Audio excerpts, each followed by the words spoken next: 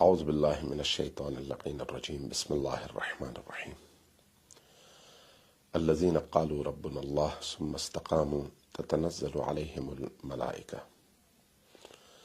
ہم گزشتہ پورا سال غزہ کے حوالے سے روتے رہے، چیختے رہے، دنیا کو بتاتے رہے کہ صہیونی یہودیوں نے غزہ کا محاصرہ کیا ہے اور وہاں کے بچوں پر، وہاں کی بوڑھی عورتوں پر، وہاں کے مرد و زن پر بے رحمانہ حملے کر رہے ہیں، اور چاروں طرف سے ان کا ایسا محاصرہ ہے کہ کوئی خوراک، کوئی دوائی وہاں پر پہنچ نہیں سکتی، اور یہ حقیقتاً ایک انسانی المیہ بھی ہے۔ لیکن کیا کریں، ایک مشکل ہمارے اپنے ملک میں بھی ہے، اور وہ یہ ہے کہ پاکستان کے شمال میں KPK کا ایک ایسا علاقہ جس کو کرم ایجنسی کہا جاتا ہے اور جس کا مرکز پارا چنار ہے، یہ پارا چنار بھی اسی طرح سے مظلوم ہے جس طرح سے غزہ مظلوم ہے۔ فرق یہ ہے کہ غزہ کی آواز پہنچتی ہے دنیا میں اور پارا چنار کے مظلوموں کی آواز نہیں پہنچتی۔ پارا چنار طالبان کے دور میں بھی محاصرے میں رہا، بعد کے ادوار میں بھی محاصرے میں رہا، مختلف حوالوں سے اور مختلف بہانوں سے پارا چنار کے عوام پر زندگی ہمیشہ تنگ کی جاتی رہی۔ رستے میں ان کو گاڑیوں سے اتار کر مارا جاتا رہا، ان کی گاڑیوں پر حملے کیے جاتے رہے، افغانستان سے در اندازی کر کے طالبان اور اس طرح کے دیگر دہشت گرد گروپوں نے قتل عام بھی کیا، بارہا خون کی ندیاں بھی بہیں۔ لیکن اب ایک بار پھر 2010 کی دہائی کی وہی صورتحال پلٹ کر آ رہی ہے، اور ہم یہ دیکھ رہے ہیں کہ پارا چنار کا یہ خطہ جو کہ محبت کا خطہ ہے، علم کا خطہ ہے، قربانی اور ایثار کا خطہ ہے، دانش اور شعور کا خطہ ہے، وہ خطہ جس نے کبھی بھی دہشت گردی میں حصہ نہیں لیا، جس نے کبھی بھی طالبان اور سپاہ صحابہ اور باقی TTP جیسے دہشت گردوں کو اپنی سرزمین میں پنپنے نہیں دیا، جس شہر میں یا جس علاقے میں کبھی بھی حکومتی مراکز پر حملے نہیں ہوئے، جہاں پر کبھی فوجیوں کو ٹارگٹ کر کے مارا نہیں گیا، جہاں پر کبھی اسکولوں کو جلایا نہیں گیا، جہاں پر کبھی تھانوں پر حملے نہیں ہوئے، جہاں پر کبھی جیلوں پر حملے کر کے قیدیوں کو چھڑایا نہیں گیا، بلکہ اس خطے کے لوگوں نے علم کی دنیا میں، دانش کی دنیا میں، کلچر کی دنیا میں، تہذیب کی دنیا میں اپنا نام بھی بنایا، پاکستان کی خدمت بھی کی، اور پاکستان کو بتایا بھی کہ اتنے دور افتادہ علاقے میں رہتے ہوئے وہاں کے عوام اتنے مہذب بھی ہو سکتے ہیں، اتنے اہل محبت بھی ہو سکتے ہیں، اتنے مہمان نواز بھی ہو سکتے ہیں۔ لیکن چونکہ ریاستوں کی اپنی مجبوریاں ہوتی ہیں، اس لیے ہمیشہ افغانستان کے مسئلے میں پارا چنار کے لوگوں کو بھینٹ چڑھایا گیا، اور ہمیشہ ان کو ستم اور ظلم کی چکی تلے پیسنے کی کوشش جاری رہی، اور بارہا یہ کام ہوتا رہا۔ آج پھر ایک ایسا دور ہے، تقریباً 15 دن ہو چکے ہیں۔ ان 15 دنوں میں پارا چنار کا چاروں طرف سے محاصرہ کیا گیا ہے، ایک ایسا محاصرہ جس میں باہر سے ادویات، زندگی بچانے والی دوائیں نہیں آ سکتی، جس میں باہر سے جو چیزیں خوراک کے طور پر لوگوں کو ضرورت تھی اور پہنچائی جاتی تھیں وہ پہنچائی نہیں جا سکتی، اس لیے کہ سڑکیں بند ہیں۔ ایک ایسی صورتحال کا یہ شہر شکار ہے کہ پیٹرول اور ڈیزل باہر سے نہیں آ سکتا، لہٰذا جب پیٹرول اور ڈیزل ہی نہ ہو تو لوگوں کی زندگی مفلوج ہو جاتی ہے، اور اس مفلوج زندگی میں اب بچے اسکول نہیں جا سکتے، کالجز نہیں جا سکتے، اساتذہ کالجز اور ہسپتال اور اسکولوں کا رخ نہیں کر سکتے، سڑکیں سنسان ہیں، بازار سنسان ہیں۔ بیرونی یعنی پاکستان سے اور پارا چنار سے باہر رہنے والے طالب علموں کے لیے رستے بند ہونے کی وجہ سے جو باہر ہیں وہ اپنے عزیزوں سے نہیں مل سکتے، اور جو پارا چنار میں ہیں وہ باہر جا کر یونیورسٹیز میں اپنی تعلیم جاری نہیں رکھ سکتے، جو سرکاری اور غیر سرکاری ملازمین ہیں وہ اپنی ملازمت تک پہنچ نہیں سکتے، اور ملازم لوگ اپنے گھر والوں سے مل نہیں سکتے۔ ہسپتالوں میں دواؤں کی بندش کی وجہ سے اور ختم ہونے کی وجہ سے مریض بلک بلک کر اور تڑپ تڑپ کر مر رہے ہیں. جن مریضوں کو ڈاکٹرز نے ریفر کر دیا ہے کہ اسلام آباد یا پشاور کے ہسپتالوں میں ان کا علاج ہو، چونکہ رستے بند ہیں اس لیے وہ وہیں پر بلک بلک کر مرتے رہے اور ان کی تدفین ہوتی رہی. اور جو لوگ باہر یعنی تارا چنار سے باہر کے ہسپتالوں میں مریض تھے اور ان کا انتقال ہوا، ان کی لاشیں بارہا سڑکوں پہ پڑی رہیں، لے جایا نہیں جا سکا. نتیجتاً کوہاٹ اور ہنگو جیسے علاقوں میں ان کو دفنایا گیا. اس وقت صورتحال ایسی ہے جو انتہائی افسوسناک ہے، اور یہ صورتحال کیوں ہے یہ ایک بہت بڑا سوال ہے. کہا جاتا ہے کہ زمینوں کی لڑائی ہے اور دو قبائل کے درمیان زمین کا تنازع ہے جس کو مذہب کا نام دیا جاتا ہے. اگر ایسا ہے تو پھر حکومت کہاں پر ہے؟ کیا حکومت کے پاس وہ کاغذات نہیں ہیں؟ کیا حکومت کے اداروں میں وہ سارے کا سارا ریکارڈ موجود نہیں ہے جس کی بنیاد پر زمینوں کی مالکیت کا تعین ہو سکے؟ یقیناً ہے. اگر ہے تو پھر حکومت کیوں اپنا یہ فریضہ بجا نہیں لاتی کہ یہ بتا سکے کہ کون سی زمین کس کی ہے اور کس کی نہیں ہے؟ لیکن یہ ایک بہانہ ہے. زمین بہانہ ہے، زمینوں کی لڑائی بہانہ ہے. اس خطے کے عوام کا قصور کچھ اور ہے، اور اصل سزا ان کو اسی اپنی حریت کی مل رہی ہے. اور نتیجتاً پاکستانی ادارے ہوں، فورسز ہوں یا متعلقہ ذمہ دار لوگ، وہ حقائق سے چشم پوشی کرتے ہوئے اس علاقے کے لوگوں کو بھیڑیوں کے رحم و کرم پر چھوڑ چکے ہیں. جو عام عوام کی رائے ہے وہ یہ ہے کہ اس علاقے میں مسئلہ شیعہ اور سنی کا نہیں ہے، مسئلہ اسٹیبلشمنٹ کا ہے، مسئلہ ریاست کا ہے. وہ جب چاہتی ہے اہل سنت میں سے کچھ لوگوں کو اٹھاتی ہے اور انہیں ابھارتی ہے اور ان کے ذریعے سے دہشت گردی کرواتی ہے، اور جب چاہتی ہے تشیع کے اندر بھی ان کے لوگ موجود ہیں، ان میں سے بعض لوگوں کو اکسا کر ایسی کارروائیاں کرواتی ہے جس سے علاقے کے حالات خراب رہیں. ورنہ بالعموم علاقے کے لوگوں کے اندر مروت ہے، علاقے کے لوگوں کے اندر برداشت کی قوت ہے. ہاں، شدت پسند عناصر ہر طرف موجود ہیں، ٹی ٹی پی کے ماننے والے ہر جگہ موجود ہیں، طالبان کے ماننے والے ہر جگہ موجود ہیں، دہشت گرد جماعت سپاہ صحابہ کے کارکن ہر جگہ موجود ہیں، لشکر جنگوی کے دہشت گرد ہر جگہ موجود ہیں. جب اس طرح کی صورتحال پیدا ہوتی ہے تو ریاستی اداروں کے سائے میں پلنے والے یہ سارے دہشت گرد اکٹھے ہو جاتے ہیں اور اس فضا کو مزید خراب کرنے کی کوشش کرتے ہیں، اور وہاں پر پھر مذہب کا ایلیمنٹ استعمال ہوتا ہے، مذہب کا نام استعمال ہوتا ہے. نتیجتاً بدنامی مذہب کی ہوتی ہے، فرقوں کی ہوتی ہے، اور خون بے گناہ مسلمانوں کا بہتا ہے. اس وقت لوگوں کا مورال ان تمام تر پابندیوں اور ان تمام تر محاصروں کے باوجود بہت بلند ہے.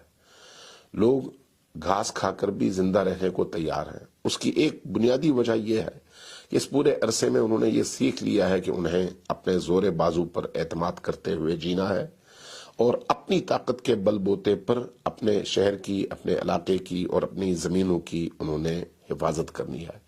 جو قوم مرنا سیکھ جائے اس کو پھر چاہے کیسے بھی حالات ہوں شکست دینا آسان نہیں ہوتا. لہذا ہزاروں ان شہداء کی قبرستانیں اور ان کی قبریں اس بات پر گواہ ہیں کہ پارا چنار کے لوگ جب مرنا سیکھ چکے ہیں، جام شہادت نوش کرنا سیکھ چکے ہیں، تو پھر ان کی لغت میں اور ان کی ڈکشنری میں شکست اور سر تسلیم خم کرنے کی کوئی ایسی داستان نظر نہیں آتی. چاروں طرف سے محاصرے کے باوجود، تین اطراف میں افغان بارڈر ہونے کے باوجود، افغانستان سے طالبان کے بار بار ان پر حملوں کے باوجود، اس پورے عرصے میں اس خطے کے لوگوں نے بھرپور مجاہدت اور بھرپور دفاع کا مظاہرہ کیا ہے. اب یہاں پر سوال یہ ہے کہ ریاست کہاں پر ہے؟ فوج، پولیس، باقی سیکیورٹی کے ادارے، سول گورنمنٹ، مرکزی حکومت KPK کی حکومت، ان تمام کی ذمہ داریاں جو ہیں وہ ذمہ داریاں یہاں پر ادا کیوں نہیں ہو رہی؟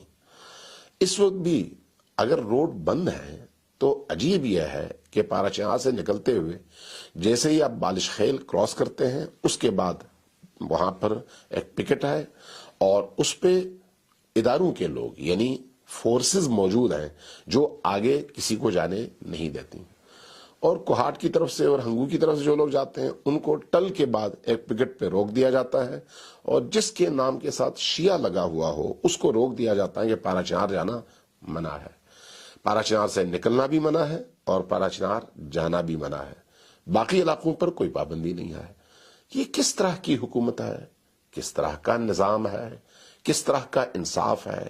ہماری عدالتیں کیا ان چیزوں کو نہیں دیکھ رہی؟ ہمارے حکمران کیا ان چیزوں کو نہیں دیکھ رہے؟ کیا ان کو یہ نہیں معلوم کہ اس طرح کے ظلم اور ستم کے نتیجے میں قوموں کو ختم نہیں کیا جا سکتا؟ جب صہیونی یہودی نہیں کر سکے تو آپ کس کھیت کی مولی ہیں؟ آپ کیا کر سکتے ہیں؟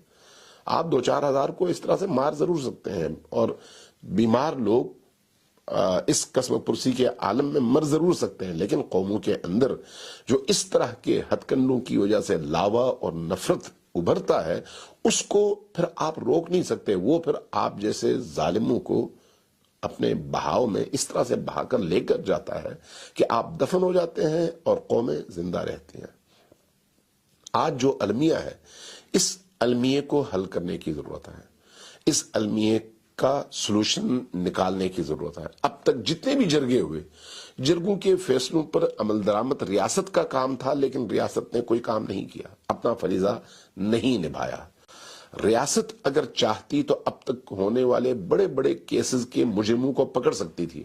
ٹیچرز قتل ہوئے، رستے میں گاڑیوں کو روک کر مارا گیا، ڈاکٹر رقیہ جیسی شخصیات کو اور ان کے ساتھیوں کو مارا گیا، گاڑیوں سے اتار کر مارا گیا، ذبح کیا گیا، سر کاٹا گیا، لیکن کبھی آپ نے سنا کہ کسی کو گرفتار کر لیا گیا ہو؟ نہیں، ایسی کوئی بات نہیں ہوئی۔ اس کی وجہ کیا ہے؟ کیا ریاست اتنی عاجز ہے، یا پھر ریاست اور ریاست کے جو کرتا دھرتا ہیں ان کے مقاصد کچھ اور ہیں؟ یہ سمجھنے کی ضرورت ہے، اور اس حوالے سے یہ ایک بہت بڑا سوالیہ نشان ہے۔ آج جو صورتحال ہے، اس صورتحال کو اگر حل نہیں کیا گیا تو یہ بے چینی بڑھے گی۔ اس بے چینی کے بڑھنے کے نتیجے میں کیا ہوگا؟ ہو سکتا ہے وہاں کے لوگ متبادل رستہ اپنانے کی کوشش کریں جس کے ذریعے سے اپنی زندگی اور اپنے معاشرے کی وہ حفاظت کر سکیں، چونکہ جانور بھی، بلی بھی جب یہ سمجھنے کہ میرے سامنے کوئی رستہ نہیں ہے تو وہ پھر حملہ کرنے پر مجبور ہو جاتی ہے۔ آپ کیوں کسی قوم کو اس طرح سے بند گلی میں دھکا دے دے کر، پریشر میں لا کر بند گلی میں جھونکنا چاہتے ہیں کہ وہ پھر ریٹیلیٹ کرے اور رد عمل کا مظاہرہ کرے؟ ابھی وہاں کے مقامی لوگ بتاتے ہیں کہ پاراچہار کے لوگوں سے 62 بندوق کو گرفتار کر کے دینے کا مطالبہ کیا گیا ہے۔ وہاں کے جو قبائل اور مشران ہیں، وہاں کے جو بزرگ ہیں، انہوں نے کہا جس کو آپ نے گرفتار کرنا ہے خود گرفتار کریں، لیکن ریاست اس بات پر تیار نہیں ہے۔ وہ کہتی ہے آپ پکڑ کے دیں، اور ان پر مختلف قسم کے ایلیگیشنز لگاتی ہیں۔ 62 بندوق کی لسٹ انہوں نے دی ہے۔ ہمارے وہاں کے لوگوں کا مطالبہ یہ ہے کہ بھئی آپ نے اب تک پاراچہار کا محاصرہ کرنے والوں، قتل عام کرنے والوں، بم گرانے والوں، گاڑیوں سے اتار کر مارنے والوں، اور ٹیچرز کو ذبح کرنے والوں، اور یہاں سے پشاور سے جانے والے رستے کے ان مسافروں کے گلے کاٹ کر ان کے اعضاء کے ٹکڑے ٹکڑے کرنے والوں میں سے کتنے لوگوں کی آپ نے لسٹ بنائی اور اس لسٹ کے مطابق ان کو گرفتار کیا اور ان کو سزا دلوائی؟ ایسا کوئی واقعہ تو نہیں ہوا۔ تو یہ یک طرفہ ٹریفک کہاں تک چلے گی اور کب تک چلے گی؟ اب ایسی صورتحال میں چند باتیں بڑی اہم ہیں۔ پہلی بات، ریاست کی ذمہ داریاں اگر ریاست بجا نہ لائے تو ریاست کی تباہی کا سبب وہی غیر ذمہ داری بنتی ہے۔ اس نقطے کو ہمیں ہر صورت میں سمجھنا چاہیے۔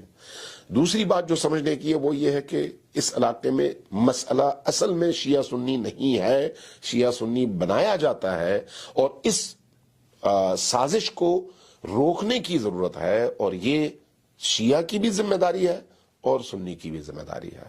یہ دو بڑی بنیادی باتیں ہیں. اور تیسری بات، پاکستان کے اندر جو قومی مفاہمت اور شیعہ سنی اتحاد کے لیے کام کرنے والے لوگ ہیں، چاہے وہ علماء ہوں، دانشور ہوں، ادارے ہوں، ان کی سب سے بڑی ذمہ داری بنتی ہے کہ اس وقت اپنے ساتھ وفود لے کر جائیں اور پارا چنار کی سرزمین میں ان دونوں طبقات کے درمیان بیٹھ کر گفتگو کر کے سلوشن نکال کر اس مسئلے کو حل کرنے کی کوشش کریں اور اس انسانی المیے کا رستہ روکیں، چاہے وہ علماء ہوں، دانشور ہوں، اہل قلم ہوں، صحافی ہوں یا معاشرے کے دیگر مؤثر طبقات ہوں.